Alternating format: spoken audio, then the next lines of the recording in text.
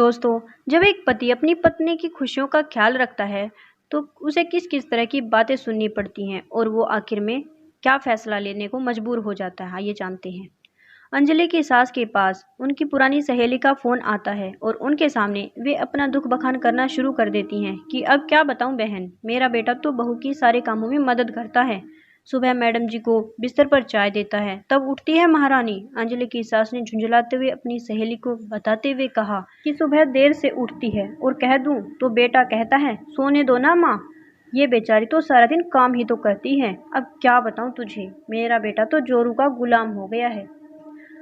उधर अंजलि दोपहर की चाय बनाने के लिए रसोई में ही थी और राहुल भी वहीं था। वहां से राहुल की माँ की आवाज उसके कानों में पड़ रही थी और राहुल को भी सब सुनाई दे रहा था, पर वह अंजलि को ऐसे देखता है मानो उसे अपनी माँ की कही कोई बात सुनी ही ना हो। राहुल की आंखों के सामने कुछ दिन पहले का नजारा घूमने लगता है, जब उसके पापा सुबह उठकर उसकी माँ के लिए चाय बनाते थे और उसके पापा ने अपनी पत्नी के लिए अपनी माँ यानी राहुल की दादी से अलग रहना तक शुरू कर दिया था। और आज वही माँ अपने बेटे को जोरू का गुलाम कह रही है। जब बेटा बहू की मदद करता है तो इनको बुरा लग रहा है और जब पापा इनके आगे पीछे घूमते हैं, इनकी छोटी बड़ी हर खुशी का ख्याल रखते हैं, तब इनको अच्छा लगता है। राहुल सोच ही रहा होता है कि अंजलि चाय का कप राहुल के हाथों में थमाते हुए पूछ ही लेती है कि आप किस सोच में पड़ गए। राहुल चेहरे पर हल्की सी मुस्कान के साथ कहता है कि कुछ नहीं और चाय लेकर अपने कमरे में चला जाता है और अंजलि भी साथ में चली जाती है। दरअसल 1 साल पहले ही अंजलि की शादी राहुल से हुई थी। वे दोनों आपस में जल्दी ही बहुत घुल मिल गए थे। उनकी पसंद एक दूसरे से काफी मिलती जुलती थी।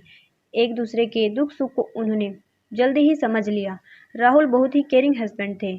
अंजलि को राहुल की यह बात बहुत पसंद थी और इसीलिए अरेंज मैरिज में भी अंजलि को राहुल से जल्दी ही प्यार हो गया और राहुल को भी अंजलि बहुत पसंद थी। राहुल अंजलि की हर छोटी बड़ी खुशी ख्वाहिश पूरी करके अपना पति धर्म निभाना चाहता था।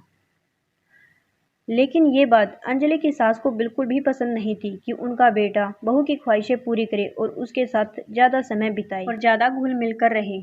जब अंजलि और राहुल एक दूसरे के साथ ज्यादा खुश रहने लगते और राहुल अंजलि के कामों में उसकी मदद करता तो अंजलि की सासू माँ झुंझला उठती। बात उस दिन की है जब अंजलि का जन्मदिन आता है और राहुल अंजलि के जन्मदिन पर उसके लिए उसकी पसंद की साड़ी लेकर आता है, जिसे देखकर अंजलि तो बहुत खुश होती है, पर उसकी सास उस दिन कुछ तो बोली तो नहीं, लेकिन अंदर ही अंदर उनके दिल में अंजलि के लिए जलन होने लगती है और अंजलि और राहुल की ओर मुंह टेढ़ा कर लेती है, क्योंकि वो ऐसा नहीं चाहती थी कि उनका बेटा बहू के लिए कोई तोहफा लाए और उसके जन्मदिन को मनाए। उनके अनुसार बहुओं का जन्मदिन सिर्फ उनके मायके में मनाया जाता है, ससुराल में नहीं, और बहुओं पर खर्चा भी सिर्फ मायके वाले ही करेंगे, ससुराल वाले नहीं। उनके बेटे का अंजलि के लिए पैसा खर्च करना अंजलि की सासू माँ को बिल्कुल पसंद नहीं था।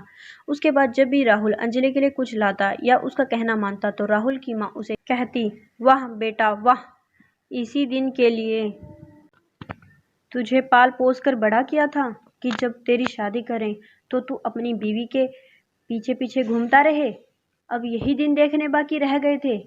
और इतना कहकर अंजलि की सास रोने लगती है और चिल्लाती हुई कहती है कि ये कुछ दिनों की आई लड़की तेरे लिए सब कुछ हो गई, मेरे लिए तो तू आज तक एक दुपट्टा भी नहीं लाया और इसके लिए साड़ी ले आई, और ये जो बोलती है वही करते हो। इस तरह राहुल की माँ रोने धोने लगती है और अपने आप को लाचार और दुखिया दिखाने की कोशिश करती है। राहुल भी अपनी माँ के रोज रोज के तानों से तंग आ चुका था और गुस्से में होकर वो भी अपनी माँ से कहता है कि जोरू का गुलाम कहना है तो कह देना, मैं तो उसे सर पर बैठा कर रखूंगा, जो मेरे लिए अपना घर परिवार सब कुछ छोड़कर सिर्फ मेरे लिए आई है। और अपनी माँ से कहता है कि माँ, जब पापा आपके काम में हाथ बटाते हैं तब आप खुद को किस्मत वाली मानती हैं कि आपको इतना ख्याल रखने वाले पति मिले हैं, और जब मैं अपनी पत्नी के कामों में उसकी मदद करूं तो मैं जोरू का गुलाम, और जब मैं अपनी पत्नी को चाय बना कर दूं तो आपको इतना दुख हो रहा है, इतना भेदभाव क्यों माँ। राहुल अपनी माँ से सवाल पे सवाल किए जा रहा था, पर उसकी माँ के पास किसी भी सवाल का जवाब नहीं था और वो एकदम से बैठ जाती है और राहुल की बातों को सोचती रहती है और राहुल इतना सब कहकर गुस्से में बाहर चला जाता है। अंजलि भी वहीं खड़ी है, ये सब सुन रही थी। वह राहुल को रोकने का प्रयास करती है पर राहुल निकल जाता है। राहुल की बातें सुनकर अंजलि की आंखों में आंसू। राहुल के लिए इज्जत और प्यार के साथ साथ बहुत सारे सवाल भी थे। ये प्यार भी अजीब है। यदि माँ से हो तो पूजा, पिता से हो तो इज्जत, भाई से हो तो विश्वास, बहन से हो तो फर्ज, और जब प्यार पत्नी से हो तो जोरू का गुलाम। ऐसा क्यों? यही सब सवाल अंजलि को घेरे हुए थे और रोती हुई वह भी अपने कमरे में चली जाती है। उधर अंजलि की सासू माँ भी गहरी सोच में पड़ी हुई थी। उन्हें अपनी गलती का एहसास तो नहीं हुआ पर उनका बेटा आज बहू के लिए उनके सामने खड़ा हो गया।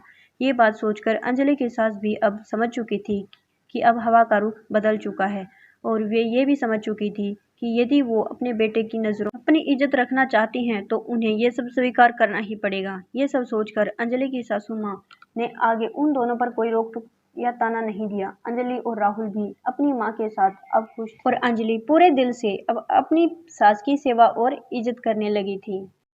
कहीं ना कहीं अब अंजलि की सासू माँ के दिल में भी अंजलि के लिए मैल कम होने लगा था। दोस्तों, ऐसा हर घर में तो नहीं, लेकिन बहुत से घरों में देखने को मिलता है कि सास बहू की खुशी को नज़रअंदाज करने लगती है और वही उसकी दुश्मन बन जाती है। उसे घर के अन्य सदस्यों से अलग समझने लगती है। उस पर यदि कोई खर्चा करना पड़े तो उसे फालतू का खर्चा मानती है, और जब बेटा उसके कामों में मदद करे, उस पर कुछ खर्च करे तो उसे जोरू का गुलाम कहती है। आपको क्या लगता है, ये सब कहाँ तक सही है? हमें कमेंट करके ज़रूर बताइएगा, और ये भी बताइएगा कि आपको ये स्टोरी कैसी लगी। उसको लाइक कीजिए, शेयर कीजिए, और चैनल पर नए हैं तो सब्सक्राइब।